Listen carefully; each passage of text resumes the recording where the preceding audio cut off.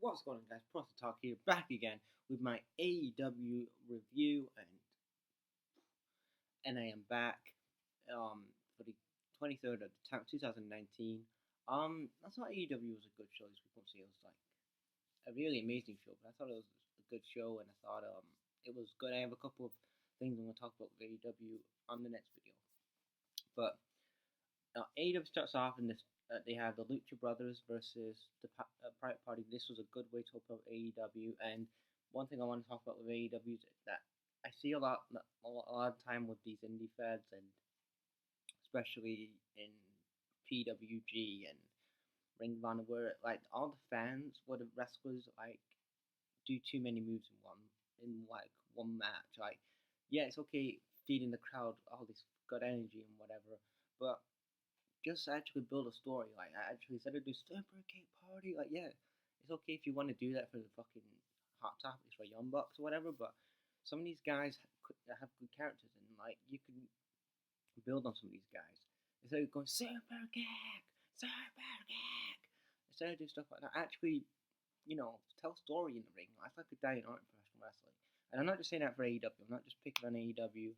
I mean that with WWE as well, because they have the Spot Fest. I mean, it's okay to do one once in a while, but you're doing it every other week, especially on AEW. Like, they're going Super Gag and shit like that.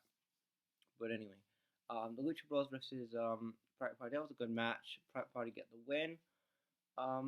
Good way to open AEW. Then we have Cody Rhodes with a promo. He talks about basically he's going to win the world title at Full Gear.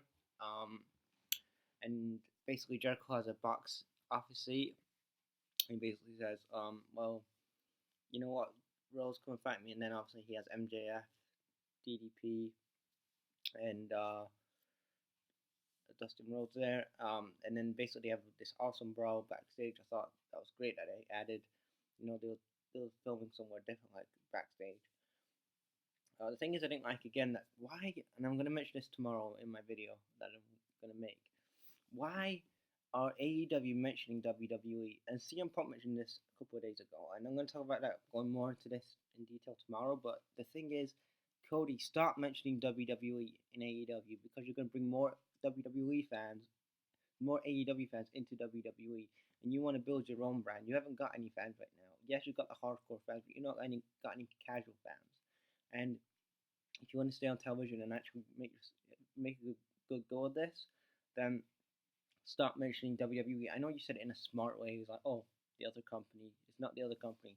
It doesn't matter. You're still mentioning WWE. It doesn't matter if you say, oh, in New York, or you say the other company. They're gonna know Jericho's from WWE. So stop mentioning WWE. Yeah, like all you guys, like the Young Bucks, Kenny. Stop mentioning WWE. Focus on AEW, because that was the biggest problem with TNA. Especially when somebody would go to TNA, like a DD, like, I don't know, I can make an example, like a Raven or something. Oh, I was misusing WWE, fuck WWE, Vince McMahon, RIP, whatever. And then they would have all these fucking rejects of WWE guys coming in, like, oh my god, I was mistreated, I was blah, blah, blah, whatever. And they would forget about what they were actually was. They was actually not a WWE retirement home. They was actually a fresh alternative to WWE, and they was actually going to make new stars like a Samoa Joe and AJ Styles. And obviously, they kind of lost their way in that way. I don't want to say that with AEW. AEW has the potential to become something good, a good alternative, and something that, as a wrestling fan, we haven't seen competition for WWE for a long time, and this is what the WWE needs right now. And I'm not going to say that there's direct competition right now, because Tony Khan is new to the wrestling business. I'm not going to even say he's not even on a Vince McMahon level, because Vince knows everybody from producers to TV people to networks, what's the best network to go on. He knows everything. He's been in business for like 50 years, probably like 50, 40, something like that. So he knows about this wrestling.